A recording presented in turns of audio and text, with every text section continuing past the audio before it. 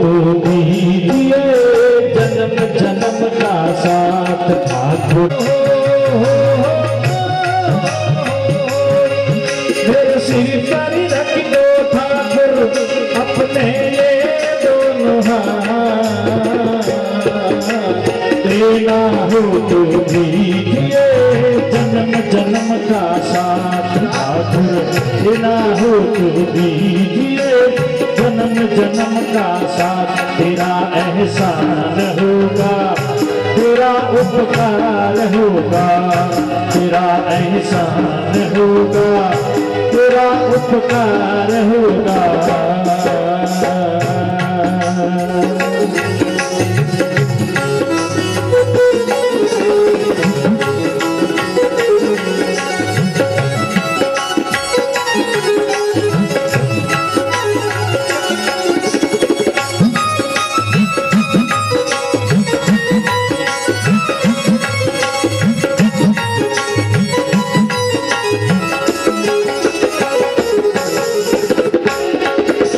देने वाले ठाकुर तो फिर धन और दौलत क्या मांगे, देने वाले श्याम प्रभु से धन और दौलत क्या मांगे। अरे श्याम प्रभु से मांगे तो फिर नाम और इज्जत क्या मांगे, श्याम प्रभु से मांगे तो फिर नाम और इज्जत क्या मांगे। मेरे जीवन में अब कर दो, मेरे जीवन में अब कर दो तुम कृपा की बरसात।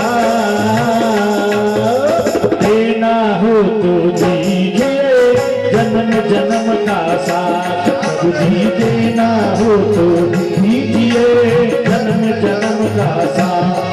मेरे सिर पर रख दो ठाकुर,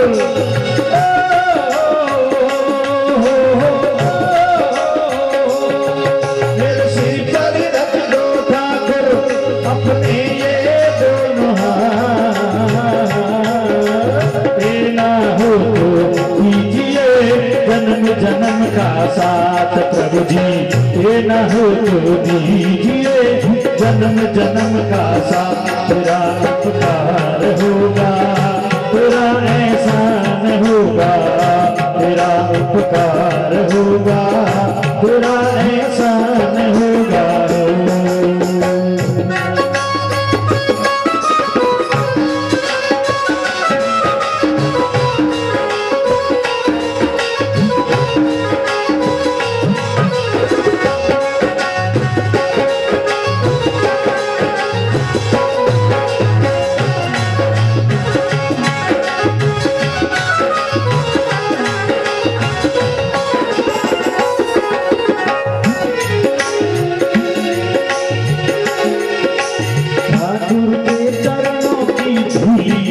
दौलत से महंगी है ठाकुर तेरे चरणों की धूली, धन दौलत से महंगी है।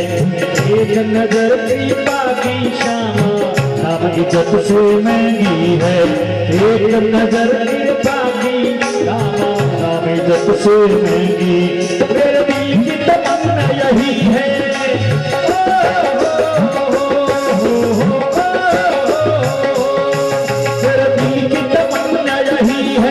बस सेवा करूं दिन रात।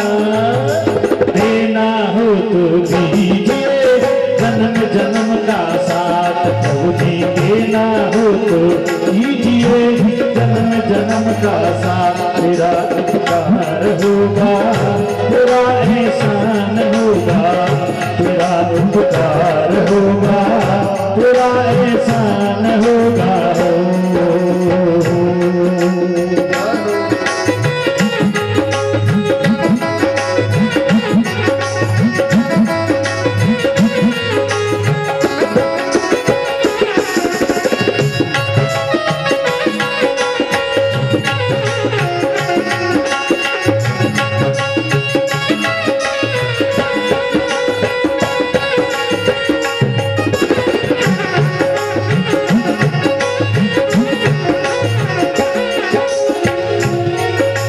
झुलस रहे हैं गम की धूप में प्यार की छाया कर देना, झुलस रहे हैं अधम की धूप में प्यार की छाया कर दो तुम। बिन मांगी के नाम चले ना अब पतवार पकड़ना तुम। बिन मांगी के नाम चले ना अब पतवार पकड़ लो तुम। मेरा रास्ता रोशन कर दो।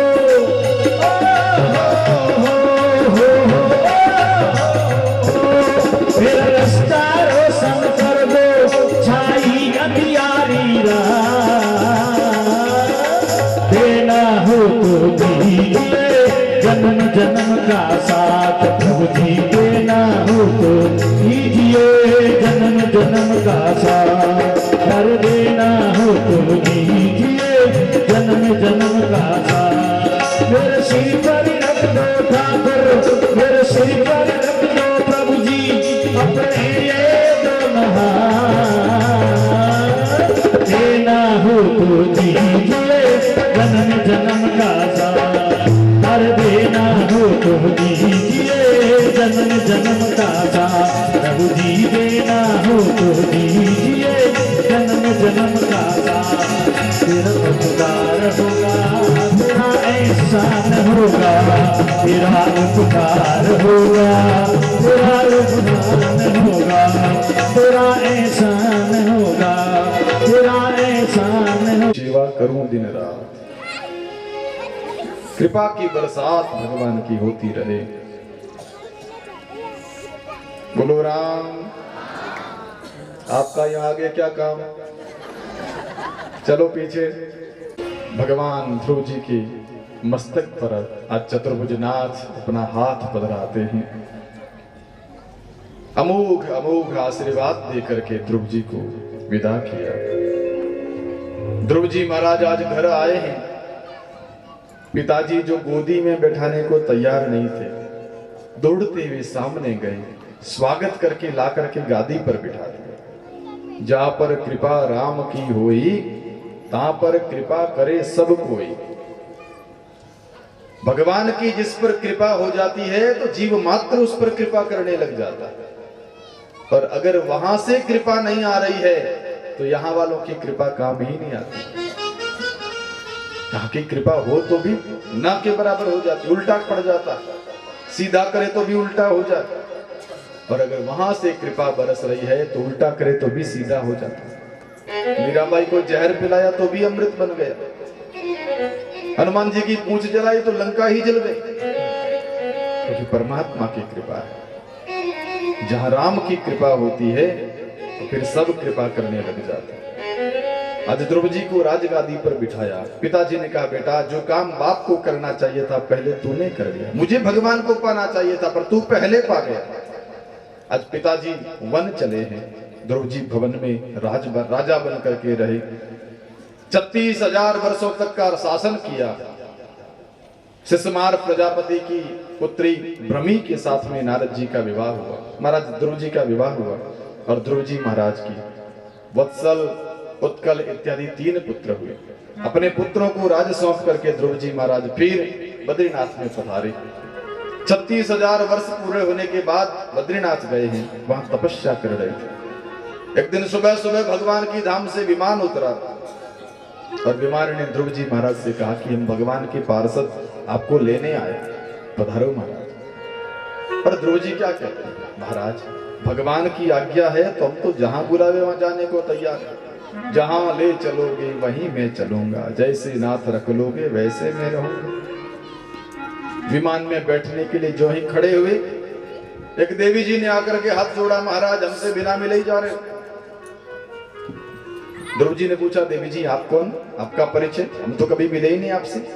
बस महाराज यहाँ आने वालों से मेरी मुलाकात एक ही बार होती। कौन है आप? मृत्यु देवी। धरती पर जो भी आता है ये मेरा लोक कहलाता है, मृत्यु लोक। और मैं जिससे मिलती हूँ एक ही बार मिलती हूँ, बस फिर वो आगे की यात्रा शुरू कर देता है। अच्छा बढ़िया कि आप समय पर आई हैं, विमान जरा ऊंचा है, सीढ़ी नहीं, आप नीचे बैठ जाओ तो आप पर हम पग रख करके ऊपर चढ़ जाएं। और मृत्यु ने हाथ जोड़ करके मस्तक झुकाया, ध्रुव जी महाराज उसके माथे पर पांव रख करके सीधे विमान में विराजमान। और तब से ही शायद कहावत बनी कि भगवान के भक्त तो मौत के भी माथे पग रख के चले जाते हैं। ध्रुव जी महाराज मृत्यु के मस्तक पर पांव रख करके विमान में विराजमान हुए और ध्रुव जी को भगवान ने वो पद प्रदान किया जहां कोई नहीं पहुंचा है। ध्रुव सगलानि जपऊ हरि नाम पायो अचल अनुपम ठाऊ, अनुपम पद प्राप्त किया ध्रुव जी महाराज ने। उन्हीं ध्रुव जी के वंश में एक महान नास्तिक आदमी पैदा हुआ, ध्रुव जी का परपोता ही, जिसका नाम वैण है। इतना नास्तिक कि सारे संसार से धर्म कर्म बंद करवा दिए। न यष्टव्यम न दातव्यम न होतव्यम द्विजा क्वचित, न कहीं हवन हो न कहीं ब्राह्मण भोज हो न कहीं आहुति पड़े न कोई धर्म कर्म माला जप इत्यादि हो। यज्ञ करना हो तो वैणाय स्वाहा ऐसे करो, मंत्र जपना हो तो वैणाय नमः ये जपो। ऋषियों ने समझाना चाहा, नहीं माने। महात्माओं को डांटा फटकारा तो महात्माओं ने हुंकार भरी, वैण की वही मृत्यु हो गई। वैण की जंघाओं का मंथन किया जिसमें से निषाद प्रकट हुआ। फिर वैण की भुजाओं का मंत्रों से मंथन हुआ जिसमें से भगवान नारायण के एक अवतार प्रकट हुए, भगवान पृथु और उनकी महारानी अर्ची। श्री पृथु भगवान की ऋत्विज गणों ने पृथु महाराज की स्तुति गाई और फिर पृथु जी ने कहा कि प्रजा का संकट क्या है, पहले वो बताओ, हम सेवा करें। महाराज संकट यही है कि धरती में जो कुछ भी बोते हैं सब समाप्त हो जाता, उगता कुछ भी नहीं, धरती बीज भी खा जाती। और तब पृथु महाराज ने धरती पर धनुष लेकर के आक्रमण किया। देवी तुम्हारा कर्तव्य है, भगवान ने तुम्हें बनाया ही इसलिए है कि एक का 1000 गुना करके तुम दो। एक बीज बोवे तो उसके 1000 बना करके बाहर दो, तुम एक भी खा जाती हो, इतनी कृपणता तुम्हारी। धरती ने गाय का रूप बनाया और कहा महाराज मुझ पर दुष्टों ने शासन किया, वैण जैसे नास्तिकों ने शासन किया, इसलिए मैंने मेरे उदर में सब कुछ छुपा दिया। आपको चाहिए तो किसी को बछड़ा बना करके आप दोहन कीजिए, निकल जाएगा। और फिर तो सभी समुदायों के प्रमुखों को बछड़ा बना करके पृथ्वी में से अलग अलग वस्तुएं निकाली गई। पृथु महाराज ने ही इस धरती पर सबसे पहले अनाज पका करके भोजन कैसे किया जाए ये व्यवस्था दी और इसलिए धरती पृथ्वी कहलाने लगी। इस धरती पर जब से पृथु राजा बने तब से ये पृथ्वी कहलाए, पृथु पुत्री कहलाए, ये पृथ्वी है। और तब से एक सुंदर व्यवस्था बनी संसार में कि भैया भोजन पकाओ और जिस भोजन में किसी जीव को कष्ट ना हो ऐसा भोजन सात्विक सतोगुणी आप स्वयं उसको खाओ, भगवान को भोग लगाओ फिर पाओ, ये व्यवस्था बनी। पृथु महाराज के घर में जब चारों तरफ से संपत्ति इकट्ठी होने लगी, प्रजा अपना कर देने लगी, पर इतना धन इकट्ठा हो गया कि महाराज पृथु को लगा अब तो हमें कुछ धर्म कर्म करना चाहिए। और पृथु महाराज ने बहुत यज्ञ करने प्रारंभ किए। 99 अश्वमेध यज्ञ पूरे हो गए। 100वां प्रारंभ हुआ, इंद्र घबरा गए कि जो 100 अश्वमेध यज्ञ करता है वो तो इंद्र बन जाता है, ये पृथु इंद्र बन गए तो मैं कहां जाऊंगा। भैया लोकसभा में कोई दूसरा प्रतिपक्ष का नेता अपना बहुमत साबित कर दे तो प्रधानमंत्री को खतरा तो हो ही जाता। ऐसे जिसने 100 अश्वमेध यज्ञ कर दिए वो इंद्र बन जाएगा तो फिर इंद्र कहां जाएगा।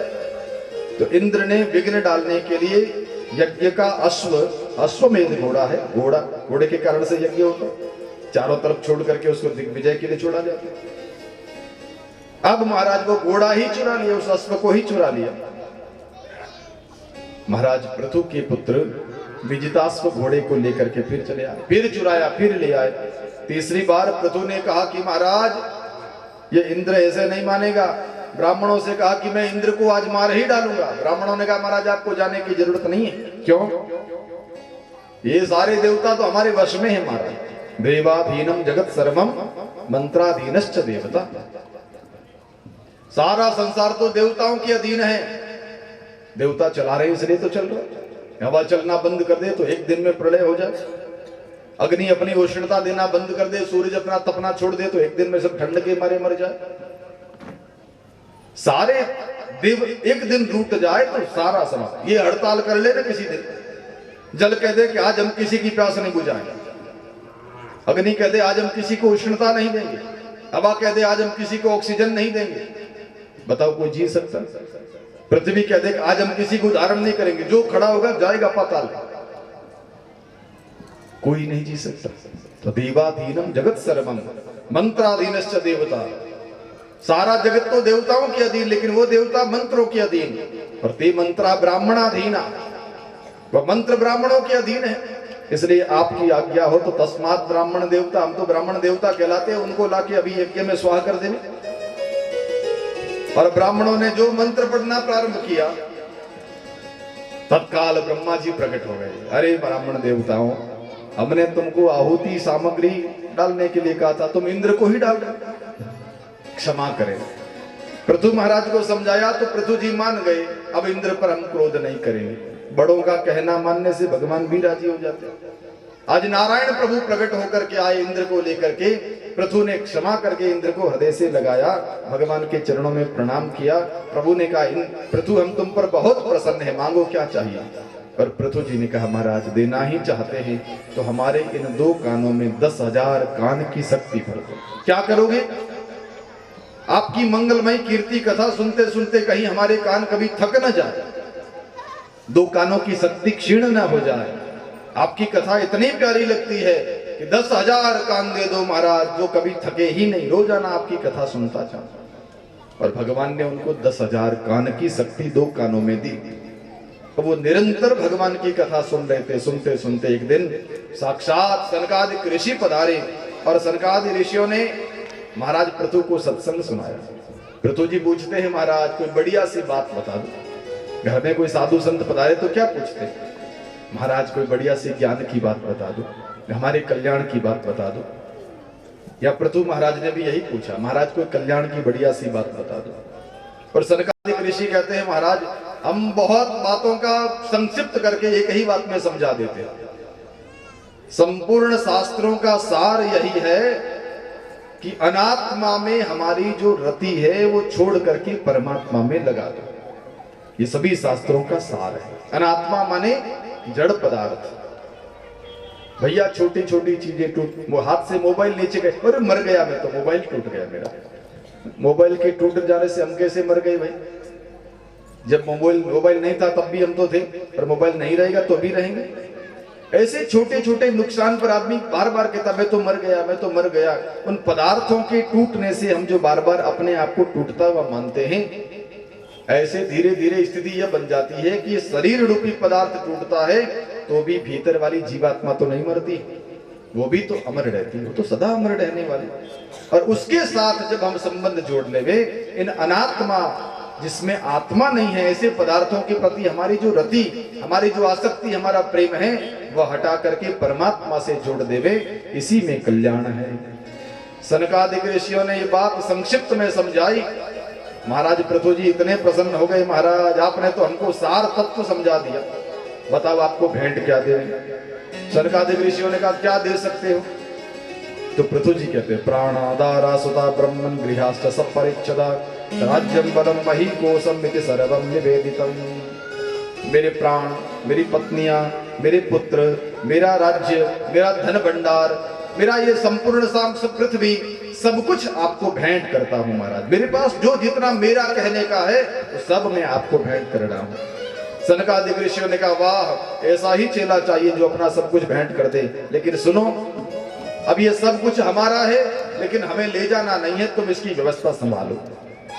और देखो भगवान को भेंट करने से फायदा क्या होता, जितना भी दिया भगवान लेकर के कुछ भी नहीं जाते हैं, इतना सा ले जाते हैं कि जो मेरापन लग रहा था भगवान का लगने लगता है। बस वो मेरा नहीं है, भगवान का है। सब कुछ निवेदित करते ही इतनी सी बात बन जाती है कि अब वो हमारे लिए बंधन नहीं है, वो हमारे लिए मुक्ति का कारण है। अब तो महाराज सनकादिक ऋषियों ने कहा कि तुम व्यवस्था संभालो, और पृथु महाराज राजा बन करके ही रहे। फिर यही पृथु बाद में अपने पुत्र विजितास्व को शासन दे करके वन में पधारे, अपनी पत्नी अर्ची महारानी के साथ तप करते हुए अपने नारायण स्वरूप में विलीन हो जाते हैं। बोलो पृथु भगवान की जय। महाराज मनु जी के पुत्र उत्तानपाद के इस प्रिय चरित्र को और उनके वंश के मंगलमय चरित्र को यहाँ मैत्रेयी मुनि ने विदुर जी महाराज को सुनाया।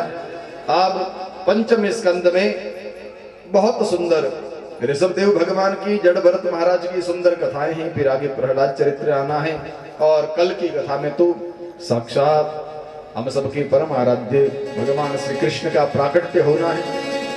ये मंगलमय पांडाल कल नंद भवन बन करके ठाकुर जी का स्वागत करेगा, उत्सव मनाएंगे हम सब यहाँ। तो कल कन्हैया का जन्मदिन है, रविवार भी है, सब फ्री भी रहेंगे, इसलिए आपसे निवेदन है कि आप सब भी आए और सबको साथ लेकर के आए कि आज भगवान का जन्मोत्सव मनना है।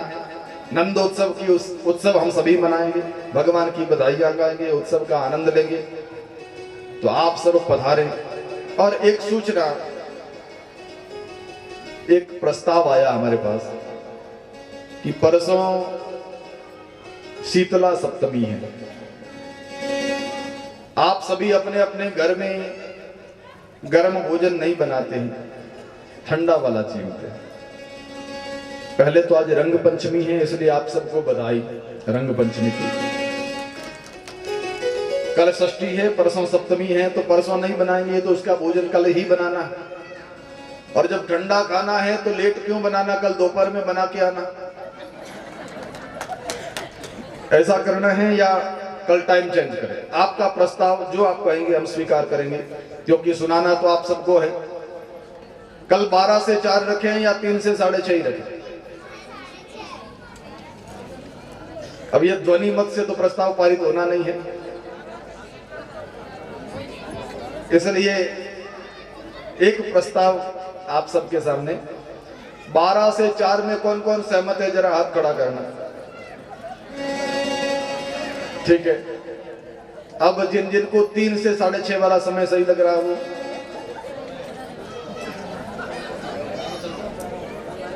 तो कुछ लोगों ने दोनों ही तरफ बात खड़े किए, मतलब वो दोनों में तैयार है, जो करो सो स्वीकार है। कल भोजन बनाना है, एक दिन नहीं बनाना तो क्या फर्क पड़ता, ठंडा बनाना है। माँ शीतला को जिमा करके उनको शीतल शीतल रखना है।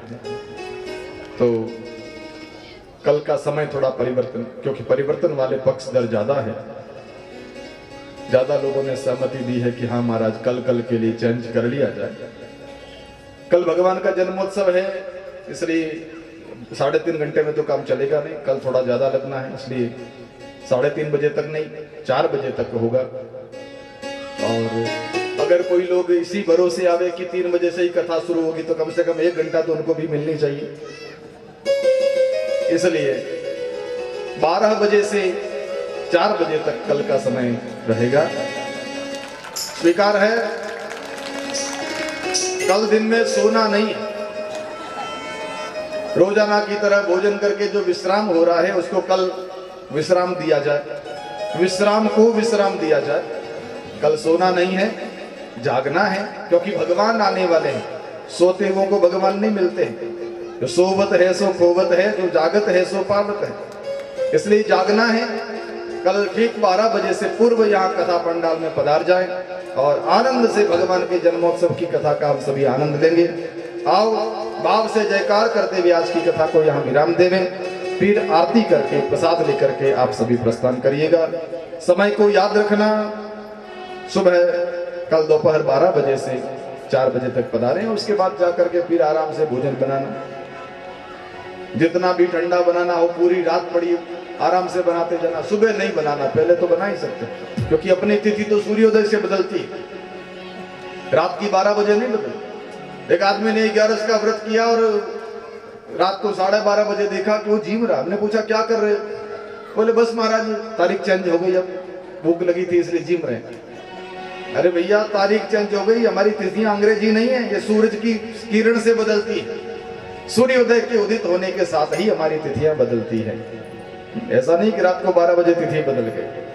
तो भाव से जयकार। श्री राम सच्चिदानंद भगवान की जय। सियावर रामचंद्र भगवान की जय। श्री राधा कृष्ण भगवान की जय। उमापति महादेव की जय। श्री हनुमान जी महाराज की जय। श्री वेद व्यास जी महाराज की जय। श्री सुखदेव जी महाराज की जय। अनंत श्री दरियाव जी महाराज की जय। सदगुरु देव की जय। बाला सती मात की जय। अनंत कोटि संत महापुरुषों की जय। श्रीमद् भागवत महापुराण की जय। ओम नमः पार्वती पतये।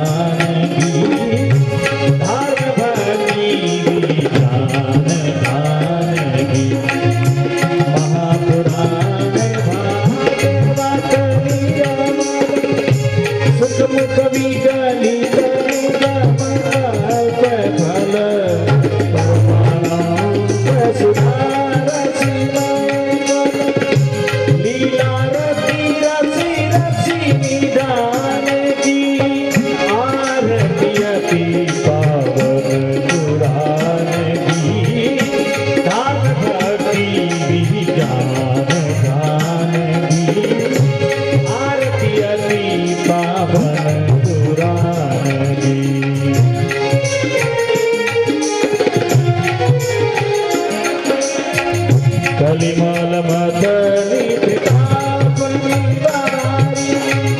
जन्म मृत्यु भय भवहारिणी सेवक सतत सकल सुखिकारी सुमहो सदी हरि चरित गाने की आरती अति पावन पुराण की दान भक्ति ज्ञान गान की आरती अति पावन पुराण विषय विलास विमोह विनाशिनी विमल विराग विवेक विकासिनी भगवत तरहसी प्रकाशिनी परम ज्योति परिवार ज्ञानी आरती अति पावन पुराण की